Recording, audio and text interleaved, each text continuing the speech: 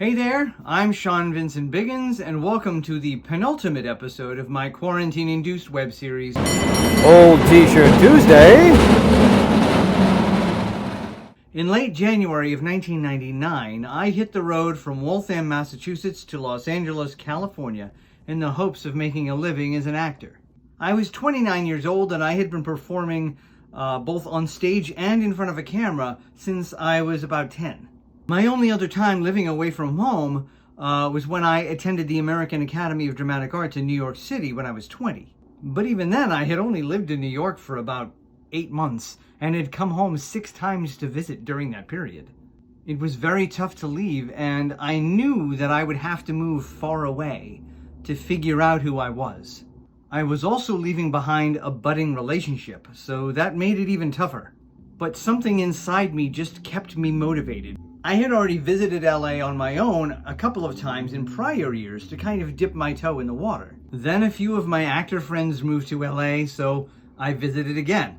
I also knew that my sister Mary had plans to move to LA shortly after me to pursue a producing, directing, and writing career.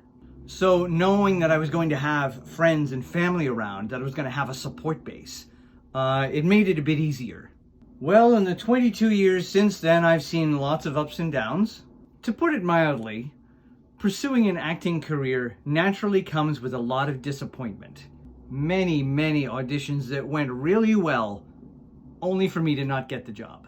A handful of huge opportunities for me that I completely blew. But I would always press on, and hanging out with friends or working on projects always helped. Back east, I had worked as an actor kind of a lot. Not always paid gigs, but fairly steady creative work to keep my soul nourished. In LA, there can be very long periods of nothingness, not even any auditions. Those have been the toughest times. Of course, I would visit home at least a couple of times per year to visit my family and get recharged, and that would always help a lot as well.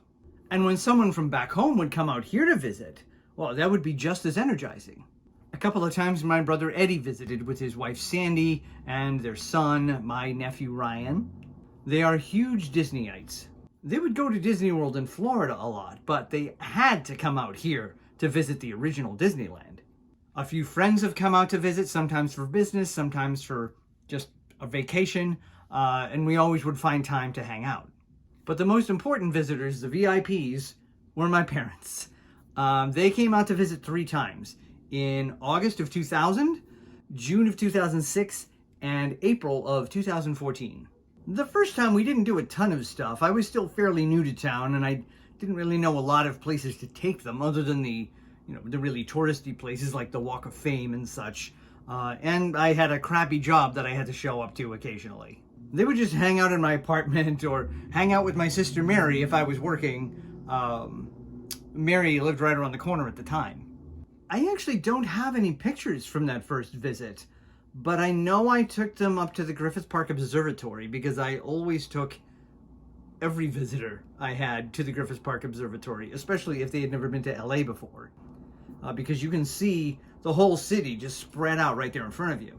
I also know that we went to Disneyland and Knott's Berry Farm. When they came out to visit the second time in June of 2006, it happened to be the week of my birthday, and it was a much bigger adventure. I had a job with benefits at that point, so I was able to take some paid time off, and Mary was able to get some time off from whatever it was she was doing.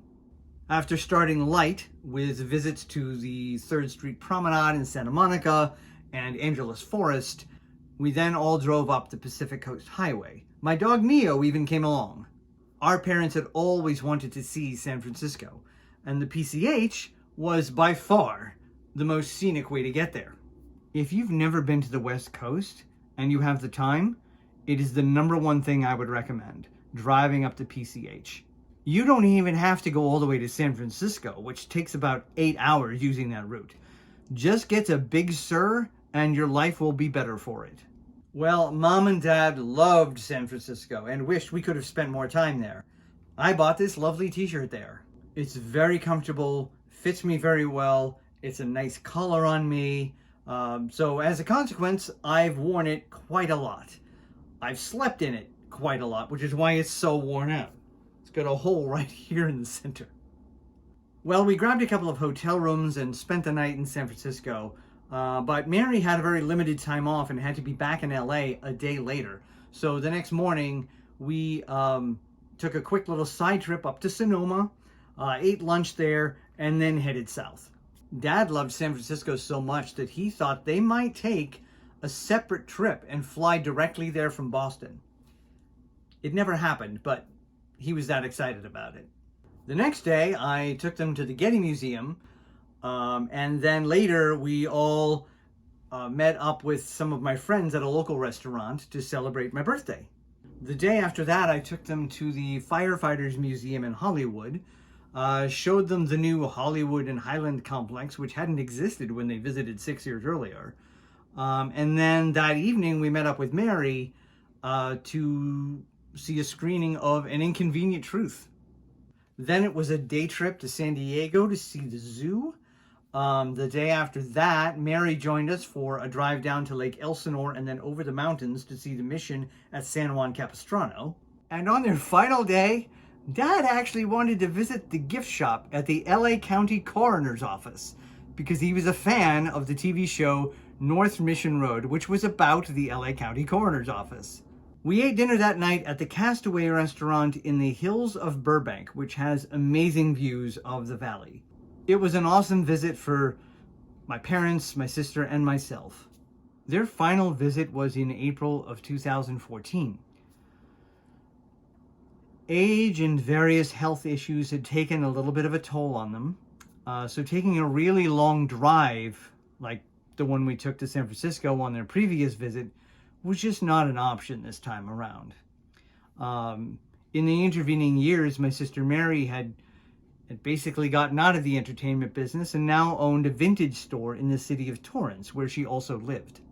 Well, if you jump back to Christmas of 2013, Mary had said to Mom, assuming like me that their traveling days were over, that it was too bad that they would never get to see her store. Well, perhaps Mom took this as a challenge or something, because shortly thereafter, she then started asking me about the stairs going up to my apartment and implying that they might be coming out for a visit, which they ended up doing 4 months later. Now, despite not wanting to take any really long drives, they still liked to be as active as they could be. So we were still able to have some fun adventures. On their first day, we took it easy and stayed local. A leisurely visit to the recently restored Echo Park Lake, and then later a visit to the Silver Lake Dog Park with my dog Chester, where they got to meet a couple of my friends. The next day, I took them back up to the Griffith Park Observatory, and then to have a delicious treat at Yogurtland in Burbank. Day 3 was the biggest day of all. We met up with Mary, and all took the ferry out to Catalina Island for the day. That was a lot of fun, and I think Mom and Dad really liked it.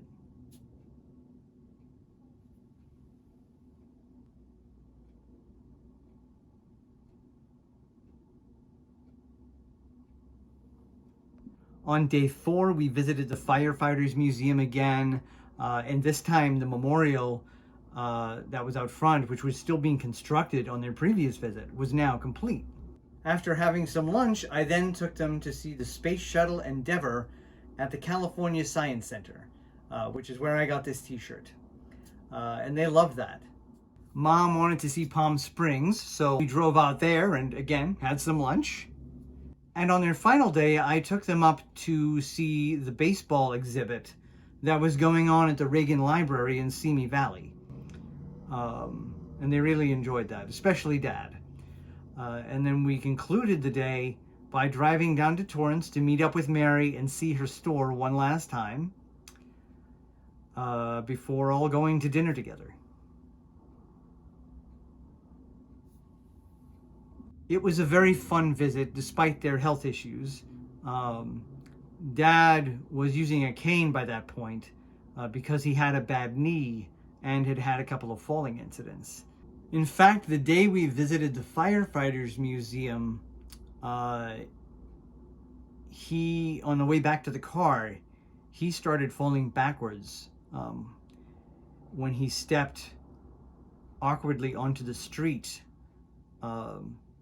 He was turning his head to look for traffic before his foot had hit the ground, and he lost his bearing, his balance, and started falling backwards. Fortunately, Mom and I were there to catch him, and he landed gently on his derriere. Of course, Mary and I were both happy that they visited, but we knew it would be the last time. It was a little bit of a minor miracle that they had made this trip. A couple of years later, Dad was having breathing issues, and in early 2017, he was diagnosed with pulmonary fibrosis. It is a fast-progressing lung condition for which there is currently no cure and very little effective treatment. We lost him the day before Thanksgiving that year. I'm very happy that my wife, whom I met in 2015, got to know him a little bit, but it was very sad to not have him there for our wedding in 2019. Mom is still hanging in there, as she likes to say whenever I ask her how she's doing, but her health has declined over the past few years as well, with both memory and mobility issues. Well, that's it for this episode. Sorry it's been 2 downers in a row at the end, but that's just how things go sometimes. Thanks for watching. A reminder that there will only be one more episode, which should post a few days before Christmas. So I'll see you then.